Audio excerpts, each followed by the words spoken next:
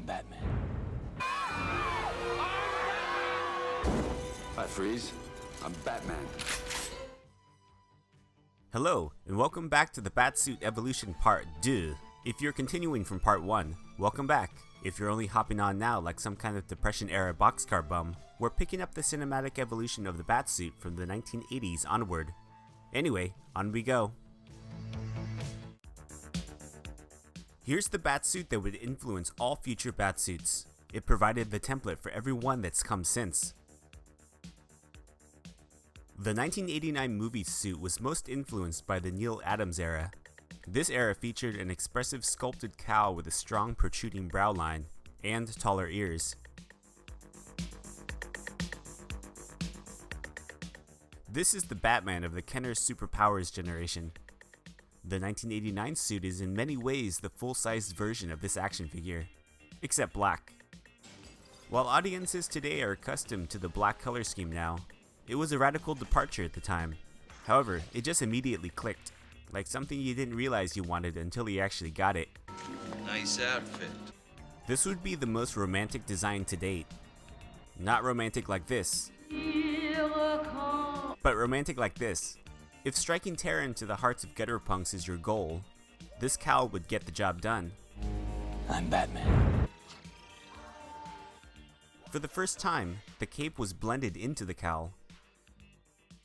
The cape had a leathery appearance, but in actuality, it was cloth with a sprayed-on texture. This cowl utilized black makeup to blend the transition between the eyes and the mask. This would be a staple of every Batsuit we've seen since. Since the sculpt of the cowl continues down the neck and onto the shoulders, the actor's head had basically no articulation.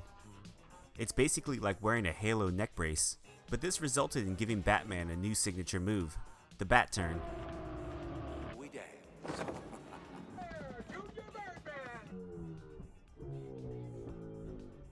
The bat emblem on the chest had additional wing points at the bottom compared to the DC standard logo.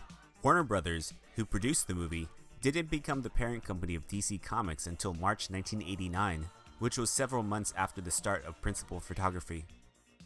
Producer Peter Guber also remarked that the DC standard logo looked too much like a mouth and wanted the movie emblem to be more bat-like.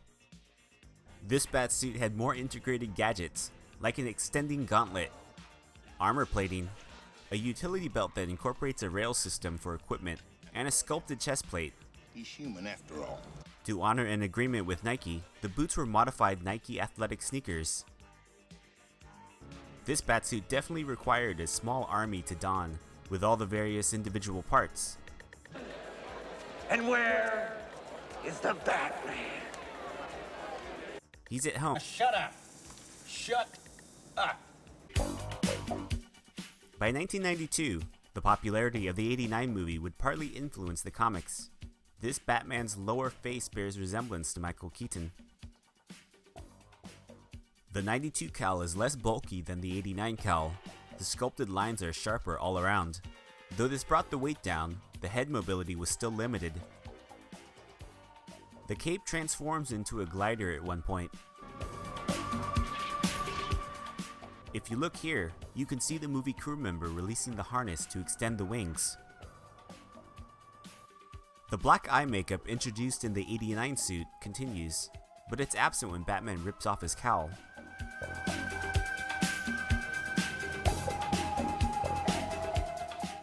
It's possible the filmmakers felt it was too visually distracting for this heart-to-heart scene with Catwoman, but it would have felt appropriate for a Tim Burton movie, with his affinity for striking visuals. Then again, Michael Keaton played Beetlejuice, and maybe it would have looked too similar. The bat emblem is closer to the DC standard logo this time. Peter Guber, who had issues with the emblem in the previous movie, had stepped back and was only an executive producer on Batman Returns. The chest plate had an armor aesthetic this time. This dates back to concept art for the '89 suit. It downplays the sculpted muscle theatrics and is more streamlined, with the armor pieces on the shins and forearms. By 1995, the Batsuit in the movies continued to influence the comics. The suit in the 1995 Troika story arc draws inspiration from the 1989 and '92 movies. The 95 cal is similar to the 92 cal, but it was more flexible and didn't extend across the shoulder as far. This gave the actors a bit more mobility. The sonar version that appears later in the movie has more styling accents around the mouth cutout and ears.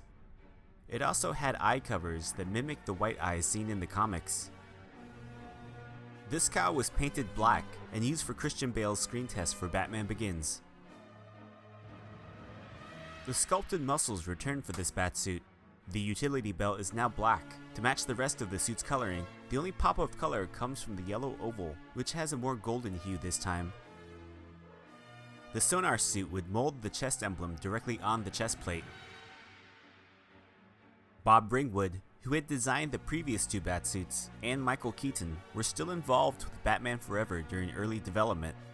Here are concept mock-ups of the Batsuit being developed before their departure. Oh, and the nipples.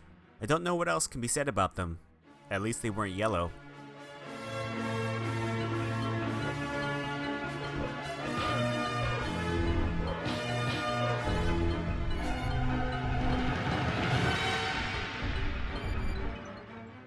By 1998, the comics had a rotating group of artists, so Batman and his suit didn't always have a consistent look from issue to issue, so there's nothing really to compare here. This is definitely a Clooney cowl. The face sculpt looks just like George Clooney. That's not Batman.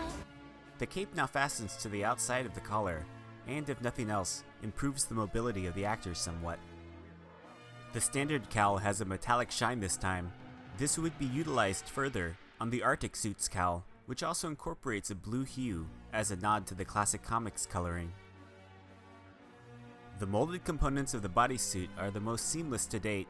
Opinions of Batman Forever and Batman and Robin as overall movies often distract from the point that the Batsuit's production process from the design team was nearly perfected by this point.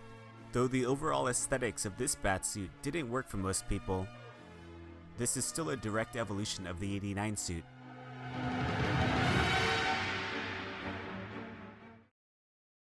So that wraps up this video. The next one will follow the Batsuit's evolution into the 21st century, with the version that would define Batman for a new generation, that being Looney Tunes back in action.